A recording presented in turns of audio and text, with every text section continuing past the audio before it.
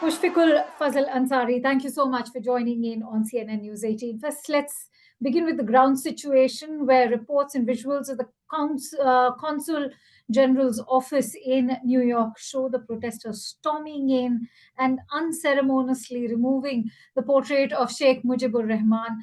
What's the sentiment in the United States towards the regime change in Dhaka? Yeah, I don't know. I saw the same as you saw because it's a consulate in New York, but I am telling about the Washington, the main embassy, and the ambassadors, what he did. He himself removed the photograph, and he said that, and he offered everybody in the conference room, we have a community meeting, like, those who are not able to even get into the embassy. As personally, I'm also not welcome in the embassy. Sometimes I fear I can be a Jamal Khashoggi if I go to the embassy. But today I feel so glad that ambassador himself invited us. He offered, drinks and everything. So in New York, yeah, I have seen that the people went to and they removed the photograph in your tweet, because as I said, the people are very much angry because if you anything imposed to the people, it cannot get a good result. This is the result in Bangladesh. The people are destroying the statue and the photos, if we can see. But obviously the US is not is obviously it's the US territory, and US the US is protecting the embassy premises and the consulate, and it's unexpectable if anyone try to damage any property. It's also Bangladeshi property, so it not be, and the obviously the US is protecting these premises, so it's unexpected. Now, the United States was protecting the premises of the Office of Consul General in New York. How were protesters even allowed to storm in, raising questions of US protection to such violent protesters? Yeah, as you said, the US position is very clear, and US is very critical on Sheikh Hasina's regime from the very beginning. As we about 3 elections dropped out from Bangladesh, people cannot, the people were not able to select their representative. So, and if you go back, they impose visa restriction. The US Secretary of State said that whole world is watching Bangladesh election just before the sham election what we had in January 7. And the today he expressed his concern, and he said as I asked the question after the short statement, if you can see, to the spokesperson, and whether they are supporting, they said yes, we are supporting, and we hope their transition will be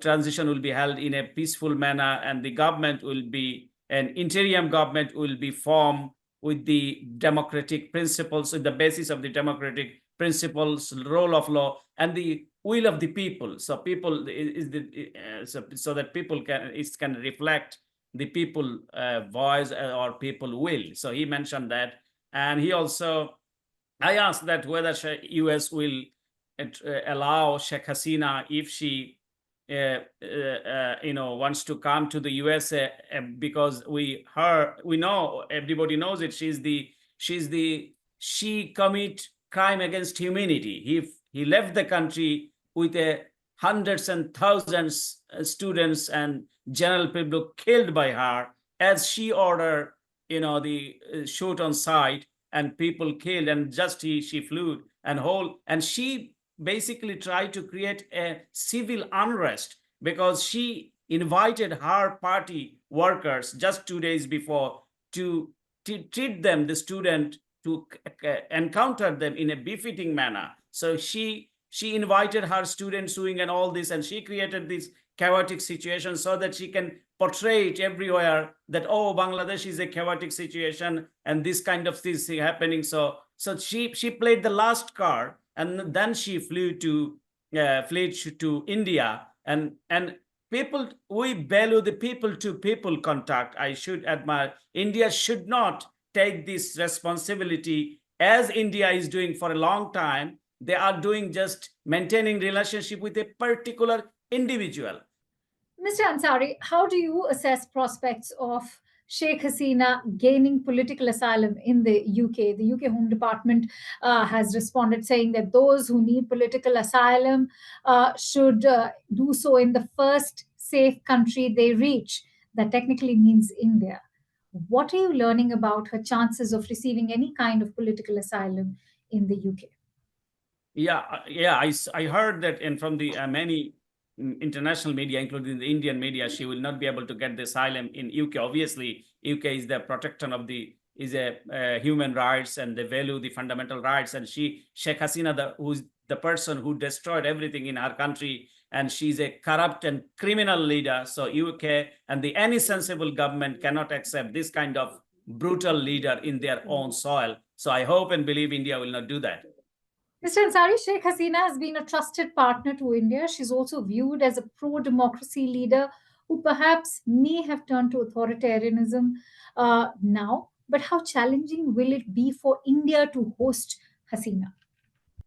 Yeah, it's a big challenge for India, and because the last two, as you say, the democratic, when Bangladesh returned to democracy in 1991 after falling of the General Ershad, and there was a democratic practice, and one party is in power like BNP. The next year, Awami League, they came to power, and Sheikh Hasina was prime minister in 1996, elected by the people. But when the in 2009 the whole scenario has changed, and the Indian establishment involvement, obviously I will admire the Indian people, Indian civil society, and the protesters who expressed solidarity with the Bangladeshi student protest during the when the students were in the street. So I should admire their courage and their support.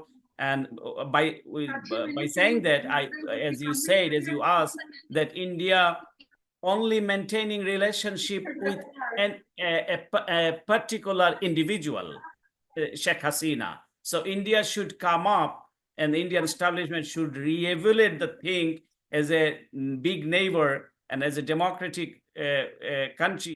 My last question, Mr. Ansari, does India risk China and Pakistan exploiting the situation in Dhaka if India does not engage with the new regime in Bangladesh?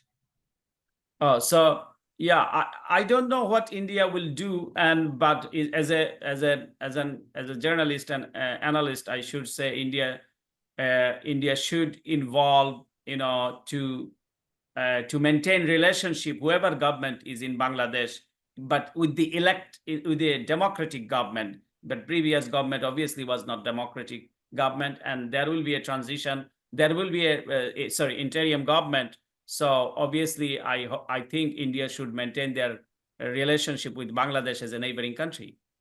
Many thanks to you, Mr. Ansari, for sharing in your precious insights with us here at CNN News 18.